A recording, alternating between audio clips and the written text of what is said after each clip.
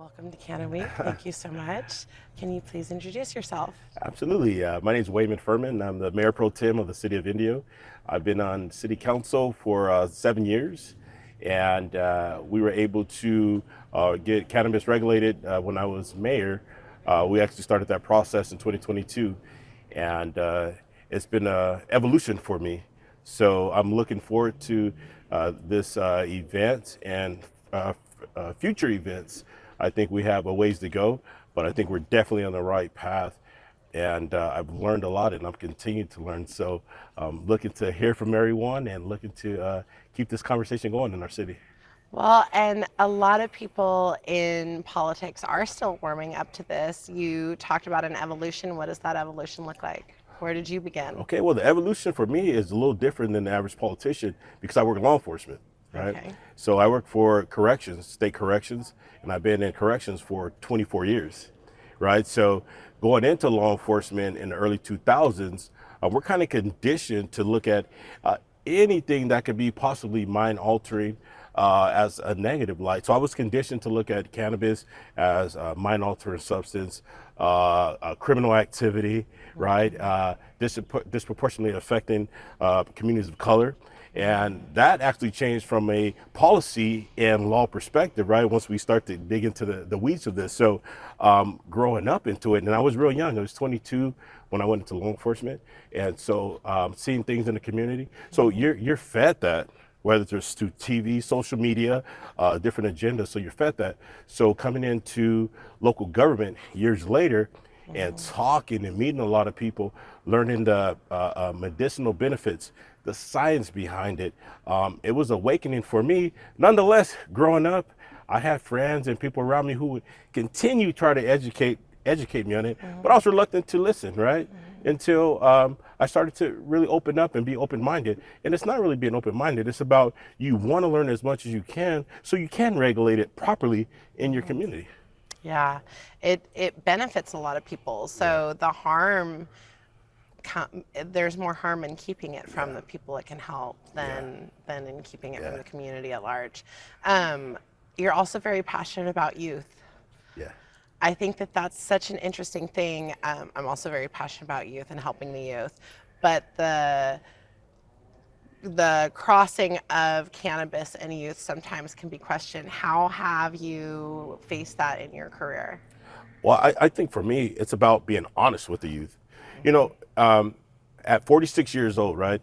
You think back, okay, when I was a teenager, that was a long time ago. It wasn't a long time ago.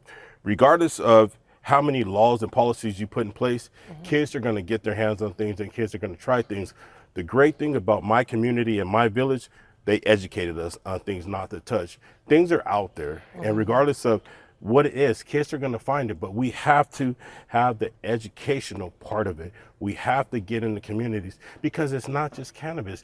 There's way worse things than cannabis out there that kids get their hands on. So being a open parent, right, and also a neighbor, sometimes when it comes to youth, it's better to hear from a different voice, right? So a lot of times parents will call me and say, can you come talk to my son or my daughter? And I say, yeah, because I get it. I have 3 kids. And sometimes, well, I have 2 adults now, and I have one little one that's 10. She thinks she's 40. But, They do but that. sometimes they need to hear from uncle or they need to hear from cousin, right? And so sometimes it's important for me to gain all the knowledge from you all that are here. And when I go talk to kids, I could talk to them about some of the dangers with anything, not just cannabis, with anything. On the other side of the coin, I'm working with a lot of our operators. Our operators are very passionate about our youth. So they support the efforts in our community, whether it's from a monetary thing or it's from an educational benefit. So from an educational standpoint and monetary, our operators are really well here. So I appreciate that. I love that. I love that. I love to hear that. I know that's a lot of politicians' concern is always like, but for the children. And I think you're right. When we can, we need to educate our children because our children are the ones who are going out there and making decisions for themselves. So the more we educate them, the more empowered decisions they can make. But also, like, from a community, it takes a village. Yeah. You're right. It takes a village. And I think, we forget that in the land of cell phones and just being right here all the time. But it's really about all of this. Yeah, And so thank you for absolutely. listening and learning Yeah. and being open to that. I think that we definitely could use more officials that way. You also sit on the board of another seat, though, Visit Greater Palm Springs. Yes.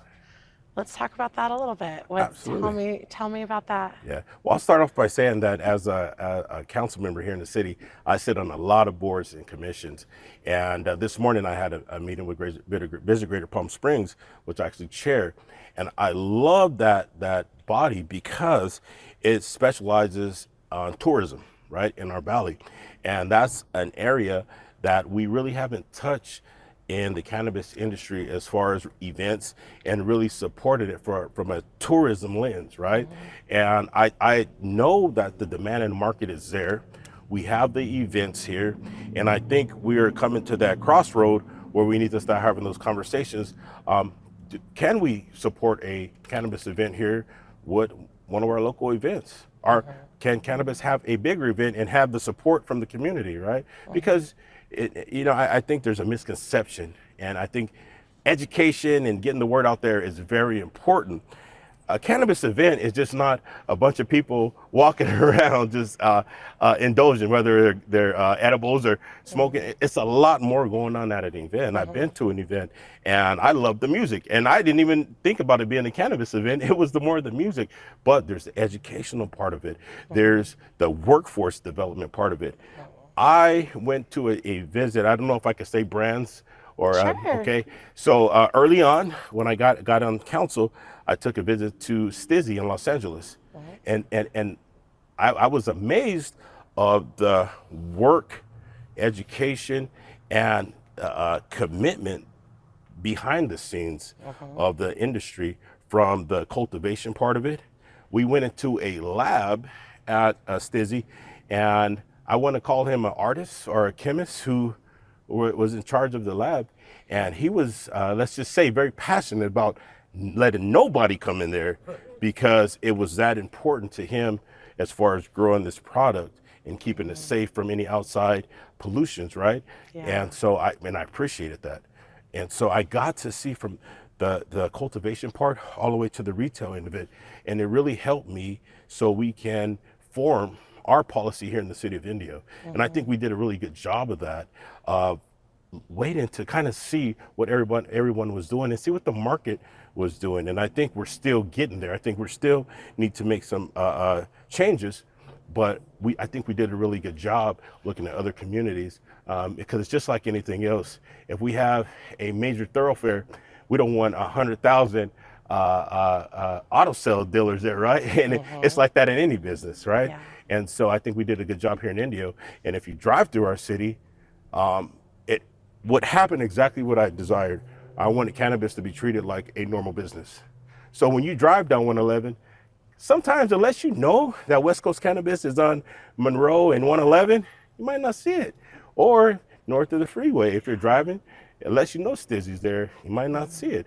And the other one, so I think we did a really good job of that. However, going back to your initial question, because I don't want to be the typical politician, right? You're good. You're doing good so far. I want to go back to the tourism part of it, right? So Yeah. when we do have our festivals come into the valley, and I want to capitalize on that.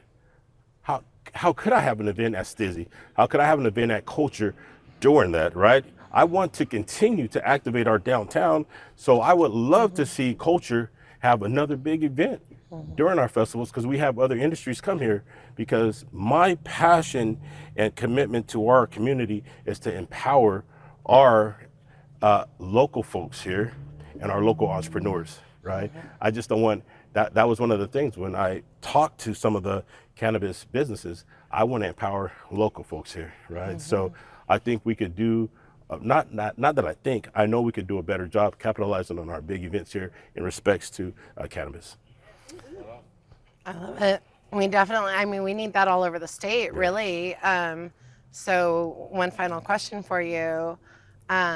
What would you, or what do you even say to other politicians who are struggling with whether or not to let cannabis in their cities?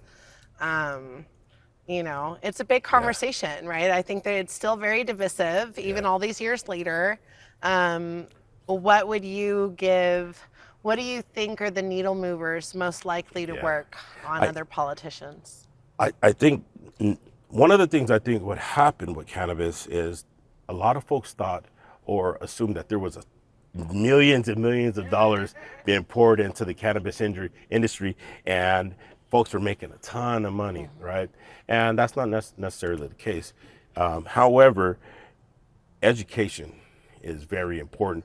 Okay, I'm the law enforcement guy that was conditioned to not even, and this is one of these things where I pride myself in looking in the mirror sometimes, right? Man in the mirror, Michael Jackson plug. Okay, so I pride myself of looking in the mirror.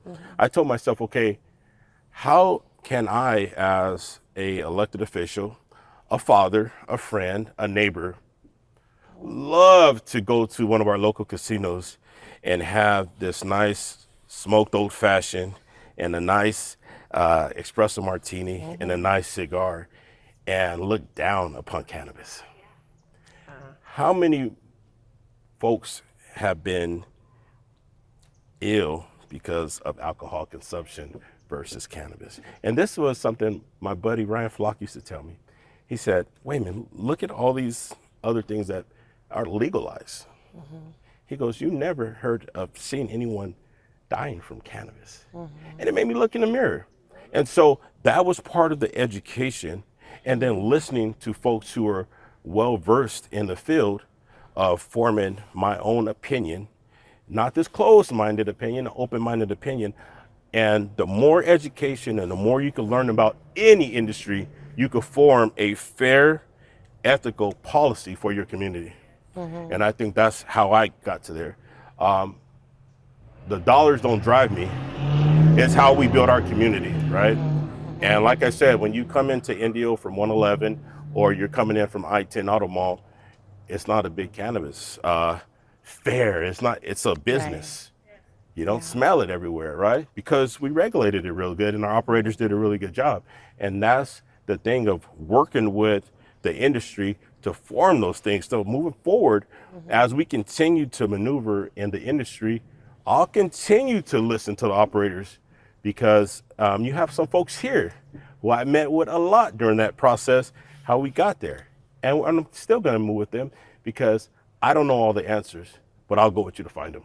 Yeah. Listen, we talked last night encouraging members of CVCAN and non-members, right, but different business owners to join associations like this because of their access to people like you and to have those conversations and to give you the ability to make educated decisions because the heavy is the head that wears the crown.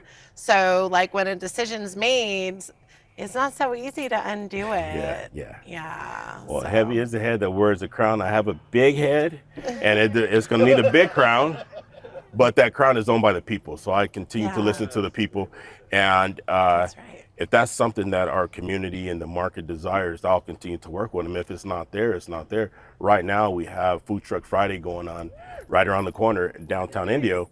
And that was something when we got on council, that's what the people wanted. People wanted farmers markets. People want cannabis, and they got it. And I think we did a really good job in our city of bringing it here. Yeah, thank you. Absolutely. All right. Thank you.